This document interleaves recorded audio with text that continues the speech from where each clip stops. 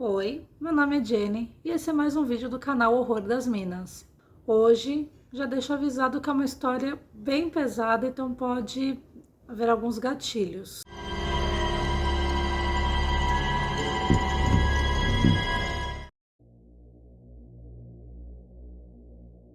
Sylvia Mary Likens nasceu no dia 3 de janeiro em Indianápolis, nos Estados Unidos. Sylvia era filha de Lester Likens e Betty Francis. Ela tinha 4 irmãos, sendo 2 gêmeos mais velhos, que é Daniel e Diana, e 2 mais novos, que era o Benny e a Jenny. A família de Sylvia vivia uma situação financeira bem desfavorável. Então, assim, os pais dela trabalhavam em eventos circenses, na venda de bebidas, sucos, lanches, o que os forçava a viajar frequentemente junto com o circo.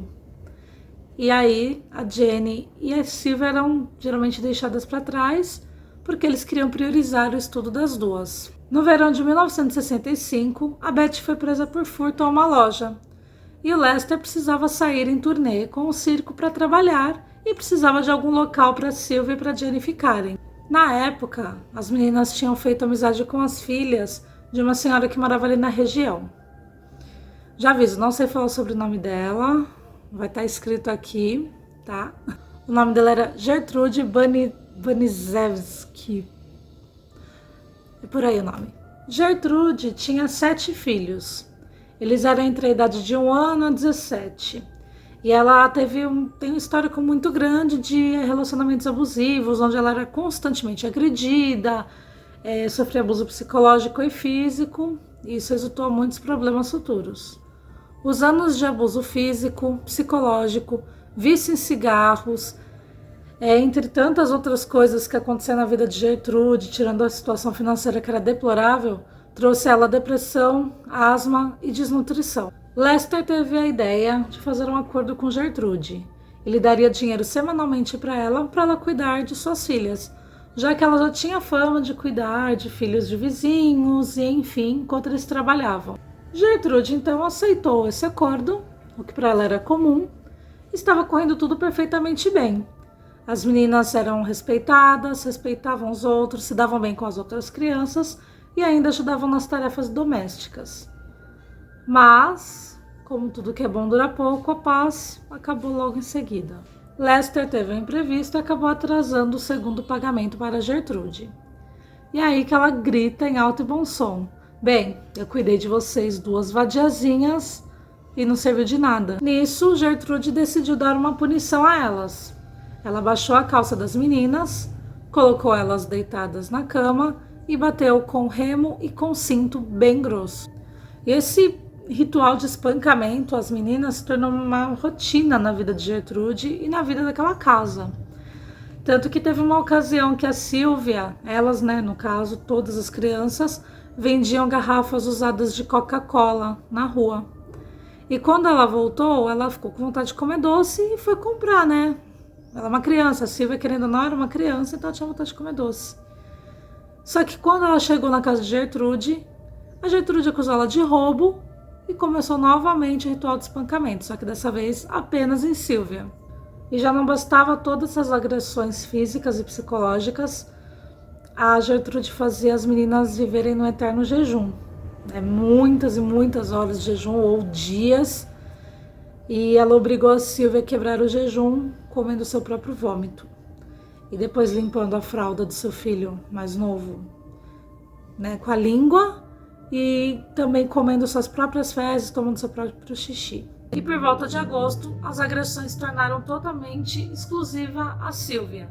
E a Jenny era obrigada a assistir a tortura contra a irmã dela sem fazer nada. E já não bastava as torturas vir de Gertrude, ela incentivava os filhos dela e aos vizinhos a fazer o mesmo com a Sylvia. Ou seja, era como se fosse um brinquedo na mão de todo mundo. Sylvia teve seu corpo usado para práticas de judô, teve seu corpo queimado com bitucas de cigarro aceso, e além de tudo isso, ela passava fome, não tomava banho. Então, assim, era um método de tortura extremo. Gertrude passou a imputar promiscuidade na menina. Então ela dava vários sermões sobre como era imunda a vida de uma prostituta e de mulheres em geral. Sendo que a menina era novinha, não fazia nada, era uma pessoa que foi, tipo, tirada da vida dela. Então a gente não entende por que a Gertrude pensou isso. E mais uma vez, quando a Silvia foi vender as garrafas usadas de Coca-Cola, Gertrude veio com mais uma falsa acusação. Só que dessa vez não foi furto, foi sobre prostituição. Então, ela fez a Silvia introduzir uma garrafa de vidro na vagina e fez os vizinhos e filhos assistirem a isso. E esse método de tortura com a garrafa foi se repetindo, até que a Silvia teve incontinência urinária. Então, ela não conseguia segurar fezes e nem xixi, ela estava, bem mal, acabava sujando toda a sua roupa. E a Gertrude usou isso só como uma desculpa para afastá-la da escola e trancá-la em seu porão. Isolada num porão, nua, sem um banheiro, sem dignidade, sem nada, a Gertrude dava banhos para purificar a alma na Silvia, o que consiste em amarrar a menina e mergulhar ela numa banheira com água escaldante e depois jogar sal no corpo dela. E o mais bizarro é que a Gertrude realmente acreditava que esse banho ia livrar ela de todos os pecados dela, porque na cabeça da Gertrude a Silvia se prostituía, era uma menina ruim, então para ela isso era certo, era correto. A Silvia acabou se tornando a atração da vizinhança. Os filhos da Gertrude cobravam 5 centavos para os vizinhos espiarem a Silvia nua, empurrarem ela escada abaixo, baterem, chutarem, humilharem e até mesmo mutilarem. E para quem pensa assim, nossa, mas não tem um adulto, um vizinho adulto que viu, não fez nada, ou que nunca viu a situação, sim, teve. Um casal, que o sobrenome é Vermilion, foi exposto a essa situação e a Paula, que era a esposa da família, ela chegou até a quebrar o nariz da Silvia num desses atos de tortura. Ou seja, eles nada fizeram, não iam fazer nada e ainda participavam. A Jenny, por sua vez, vendo que ninguém tinha uma atitude de tentar ajudar a irmã, nem nada, tentou entrar em contato com a irmã mais velha dela, a Diana, que já era casada, já tinha a própria família e tudo mais. Ela escreveu uma carta relatando todos os abusos, tudo que estava acontecendo, colocou tudo bem detalhado. Porém, a Diana achou que era só uma carta totalmente exagerada por uma punição comum. Porque assim, naquela época você fazia uma desobediência e acabava tomando uma palmada. Então, na cabeça da Diana era isso e ela inventou uma história gigante porque não queria apanhar. O ápice da tortura contra a Silvia veio no fim de outubro, quando a Gertrude decidiu marcar a pele da menina com uma frase escrita: eu sou prostituta e eu tenho orgulho disso. E logo em seguida colocava um S, que era em menção a slave, que é escrava.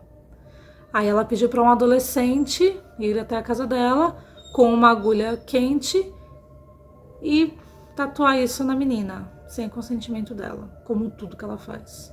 Na mesma noite que marcaram a pele de Silvia, ela disse para Jenny que sabia que ela não queria, que a Silvia morresse, porém ela ia e ela sentia isso.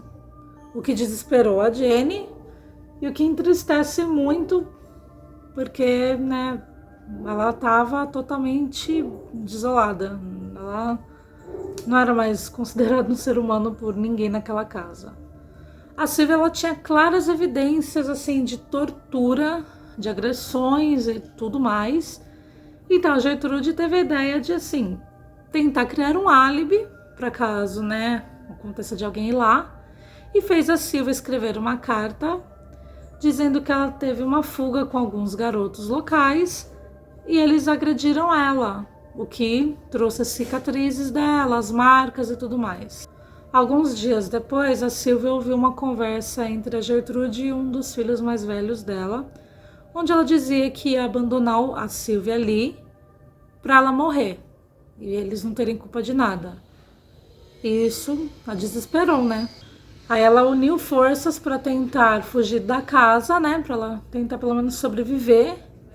Só que devido à condição extremamente frágil dela, ela não conseguiu e não deu tempo. E a Gertrude acabou pegando ela. Como punição pela tentativa de fuga, a Gertrude pegou uma haste de cortina e ficou golpeando repetidamente na cabeça de Silvia até que ela perdesse a consciência. E naquela mesma noite, mesmo com toda essa agressão, a Silvia tentou, com todas as forças que restavam nela, apesar dela estar em um estado crítico, tenta chamar a atenção de vizinhos. Ela começou a gritar e pegar uma pá e golpear na parede, só que de nada adiantou. No dia seguinte, a Silvia já não conseguia mais comer, não conseguia se mover direito e sua voz tinha se tornado apenas gemidos. Ela estava num estado assim muito crítico. E como costume, a Gertrude deu um banho de mangueira nela e após esse banho a Silvia tentou fugir mais uma vez. Só que ela teve um colapso antes de chegar no topo da escada. E aí a Gertrude pegou ela, né? E nisso ela, acompanhada de um rapaz, começaram a dar golpes com o pé na cabeça da Silvia, na escada, e ficou fazendo isso repetidamente, com pausas para olhar a cabeça da Silvia, porque ela estava gostando de ver a Silvia agonizando e já desmaiando. Silvia foi novamente banhada, por causa de todo o sangue, colocaram uma nova roupa nela e ela foi deitada no colchão. Foi aí que ela soltou sua última frase, que foi: queria que o papai estivesse aqui. E aí a respiração dela cessou e ela, enfim, descansou. A Gertrude, ela estava acusando a Silvia de fingir que estava morta, e enquanto isso a filha dela começou a fazer respiração boca a boca na menina. Só que ela já estava morta e é um abuso psicológico maluco que a Gertrude ainda assim achou que era só uma traquinagem dela. A polícia chegou no local para verificar o corpo da menina e a Gertrude tentou enganar eles, mostrando aquela carta simulada da Silvia, só que a Jenny chegou perto do policial e disse: se você me tirar daqui, eu te conto realmente tudo o que aconteceu. O corpinho de Silvia foi encontrado no porão, já num estado extremo de tortura. E aí a polícia deu voz de prisão aos envolvidos. Lembrando que a família Vermillion também foi presa nessa, porque eles tiveram colaboração em todo esse caso. Gertrude e seus filhos foram presos e condenados à prisão perpétua, sem direito à fiança, até ocorrer o julgamento, que seria feito em 1966. O motivo da morte da Silvia foi uma hemorragia cerebral, mas o que mais chocou foi o resultado da autópsia, que destacava 150 ferimentos pelo corpo, queimaduras de 3º grau por todo o corpo, lesões gravíssimas e sua cavidade vaginal estava cerrada devido ao inchaço. Após o julgamento, a Gertrude foi condenada à prisão perpétua e seus filhos ficariam presos numa FEBEM da vida por 18 meses. Em 1971, Gertrude passou por um novo julgamento, onde ela ficaria presa apenas por 14 anos e seria solta. Então, ela seria solta em 1985. Mesmo com vários e vários protestos, a Gertrude foi realmente solta em 85 devido ao bom comportamento. A versão dela do crime foi extremamente bárbara, porque ela diz que ela vivia anestesiada por causa de medicamentos e não conseguia controlar nem seus atos e nem de seus filhos. Ai, pobrezinha, né? E enfim, ela morreu de câncer em 1990. Esse caso ele é lembrado como o crime mais terrível cometido em Indiana e lançaram 2 filmes tentando retratar mais ou menos o que aconteceu. Tem um que inclusive tem no YouTube e ele é chamado de Um Crime Americano, e um outro que é bem mais antigo, que chama A Garota da Casa ao Lado. Enfim, gente, é isso. Infelizmente a gente tá tratando uma história bem pesada, com bastante gatilho. Eu mesmo fiquei bem triste, incomodada, revoltada quando eu tava vendo esse caso. E eu quis passar aqui para vocês também conhecerem esse caso, né? Gente, lembrando que vocês podem mandar mensagens e sugestões pra gente nas nossas redes sociais. Tem o nosso Instagram, o pessoal, e tem o do canal. Também podem mandar mensagem por aqui, no YouTube mesmo, ou na nossa página do TikTok também. Não esqueçam de dar aquele joinha amigo para ajudar a gente. Quem não segue o canal ainda, se inscreve, ativa o sininho, que toda vez que a gente colocar um vídeo aqui, vai chegar para vocês, em primeira mão. E a próxima semana será o eu de novo no vídeo. A Naka tá um pouquinho ocupada nessas 2 semanas, então eu vou dar aqui uma forcinha para ela e mandar um vídeo para vocês. Então é isso, gente. Até semana que vem. Beijinhos.